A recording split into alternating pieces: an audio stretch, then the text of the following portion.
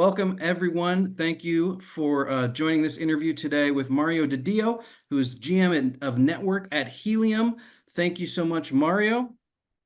Well, thank you for having us. It's great to be here. Thanks. I'm going to get started and just ask you a little bit about Helium and some of the concepts involved. So, if you could kind of explain, like I'm five, what Helium does and its decentralized network. We're talking about things like cryptocurrency, blockchain, decentralized networks. So, tell me about the Helium business model and how it works.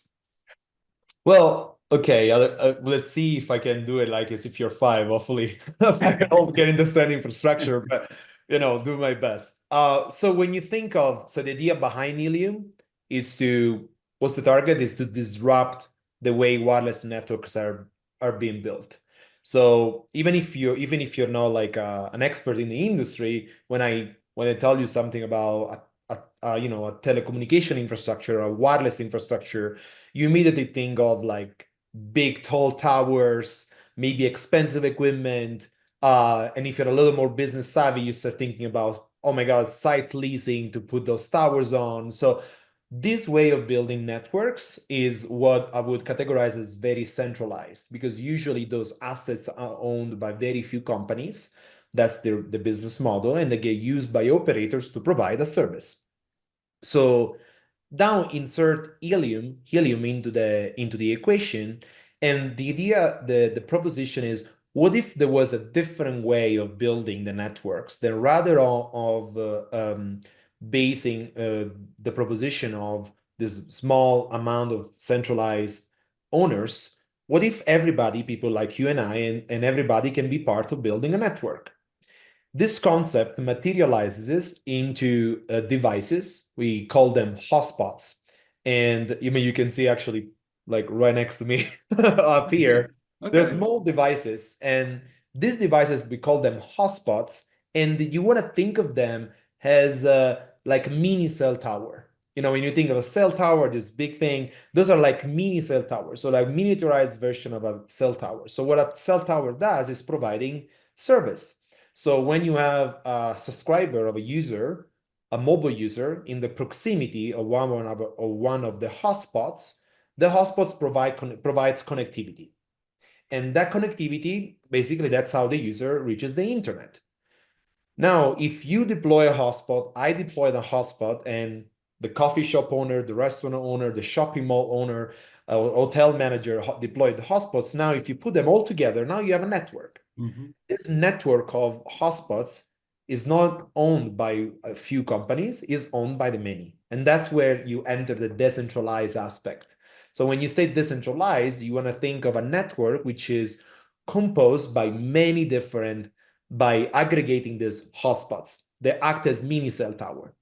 And now, so as you evolve the concept, the more hotspots you deploy out there, the more data travel into this decentralized network as opposed of the centralized one. And that's where the term, we like to use the term offload, what you're actually offloading. You're essentially claiming traffic. You're using the decentralized network to carry traffic that otherwise will go on the centralized infrastructure. Interesting. So the decentralized aspect of things, in order to manage all these thousands of hotspots, today in the United States, we have 60,000 of this deployed in the field. And we just launched a few months ago. So in order to manage all that, you use the blockchain. That's where the blockchain enters to manage this decentralized infrastructure. And so at the core of a decentralized infrastructure is the ability of many deploy coverage, and each with these devices that we call them hotspots. Excellent. Mario, thank you. That's a good summation. Hopefully that, that gives our listeners and our readers kind of an idea of how that works. It certainly helped explain it for me. So thank you for painting that picture of it so we can kind of understand what we're talking about.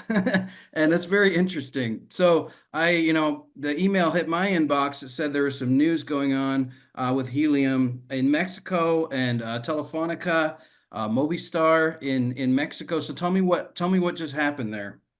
Yeah, so Helium has been around for a while. And one of the things that we've been doing the past year or so is expanding our coverage with this access point that we call hotspots around the United States. Like before entering into Mexico, we already have 60,000 of them in the states that serve nearly 500,000 users daily in the states, which means that users from many different carriers.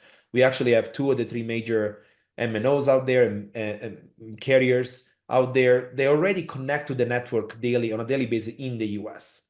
So there is a proof point that you have telco companies. They are not, the blockchain oriented companies that they are using the network today in the States. That prompted the conversation with Telefonica and Movistar to bring this model into Mexico. So we started about 3 years ago. It's been a long journey together, because Movistar, Telefonica Mexico, which is called Movistar, that's their brand in Mexico, wanted to expand their coverage out there. There is certain regions in which maybe the coverage needs to be complemented. Other region in which you want to have more cost efficiency, which is what we talk about in our press release jointly.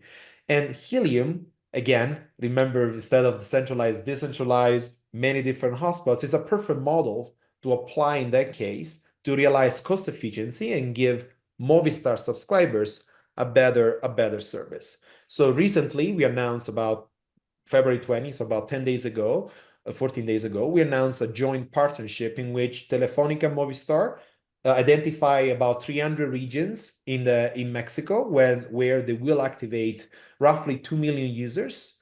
And to do what? To utilize the Helium network. So now actively the Helium community is deploying those hotspots in the area, and about 2 million users will be able to utilize that coverage pretty soon. So that's the bulk of the announcement. Wow. Well, congratulations on that. Um, and maybe you can tell me about like the Helium community. Kind of, I want to know what that means. What the owners of these, mini cell sites or these hotspots, what's their incentive to do this, to set this up? What do they get? And why would they do it? How does that work? How does the community work?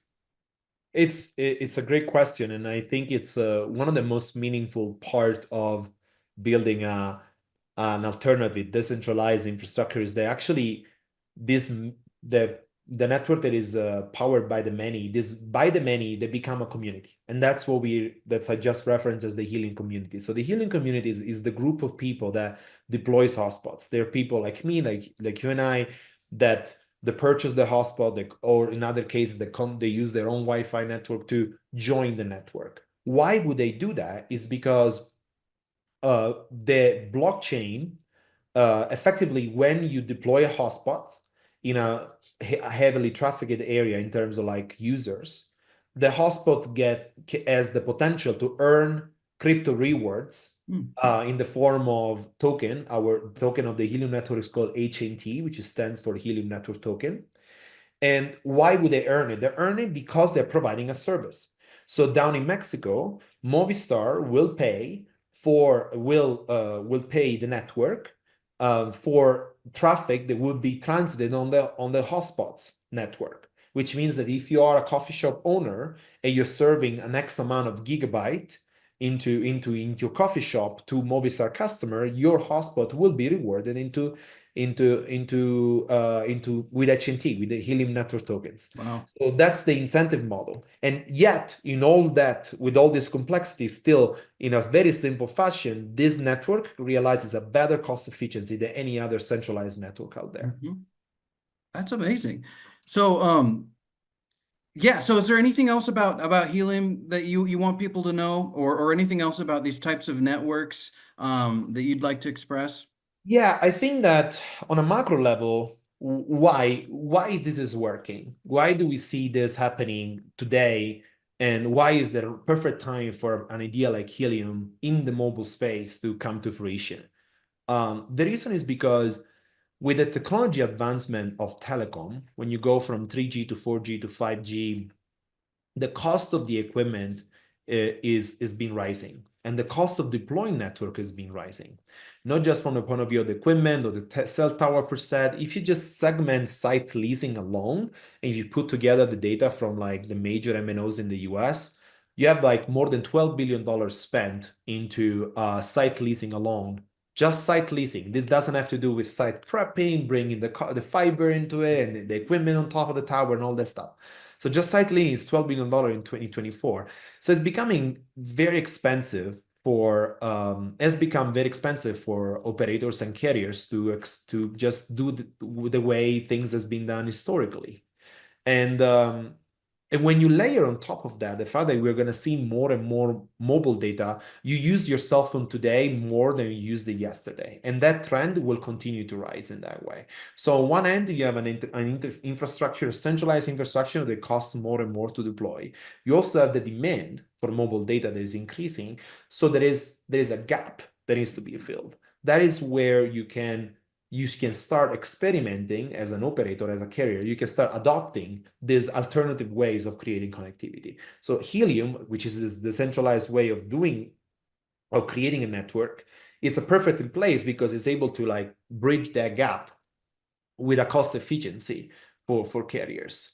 And so the reason why it's today is because it's much more expensive today to deploy 5G, 6G network than it was before. And a decentralized approach can provide a carrier an efficient way of sustaining the mobile growth demand that is coming from their subscribers. Interesting. Well, yeah, this is all really cutting edge stuff. So, listen, if I'd love to talk to you a little bit, down the road and see how this stuff plays out in Mexico and see what else you guys are up to if you want to come back sometime. Yeah, absolutely. I would love to add one more thing, if possible, Yeah. that together, we've been talking about the Helium network, and we focus on Mexico and all those things, but here in the US, the reason when I say cost efficiency is the fact that eventually a better way of serving customer, a more cost efficient way of serving customer will in turn lower the price for the end consumer. So the bet is also the cost of the plans. If you see what costs you to have a mobile plan in the US, the cost going up and up every year. The idea of using a more cost efficiency network is the idea that eventually actually is a operators and carriers, they're able to offer services at a lower price point. That's why even in the US, we as Helium, we have a operator, a carrier, which is called Helium Mobile. They will launch together in partnership with T-Mobile. Mhm. And what we just announced about a month ago is we have actually free plans. Thanks to the cost efficiency of the network, we are able to offer free plans and lower plan and other type of tiering plans as a proof point that a different way of building a network allows regular users, subscribers to also to reap the benefit of it, not just the carriers. It actually goes all the way to the subscriber.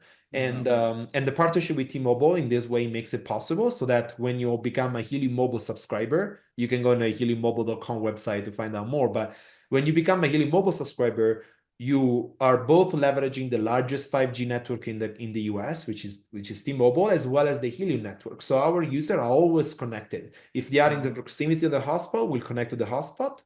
If instead they are not in proximity to the hotspot, we'll connect to T-Mobile. And we are able to do this unprecedented level of service with this plus point because of the model, which is changing so dramatically. That's amazing. Thinking 5 to 10 years ahead. Yeah, I mean, everyone needs connectivity. Everyone needs access to a smartphone and connectivity to really do anything these days. And so it's great to see you're making that more available to more people. And who can argue with a free plan? Yeah, that's correct. Yeah.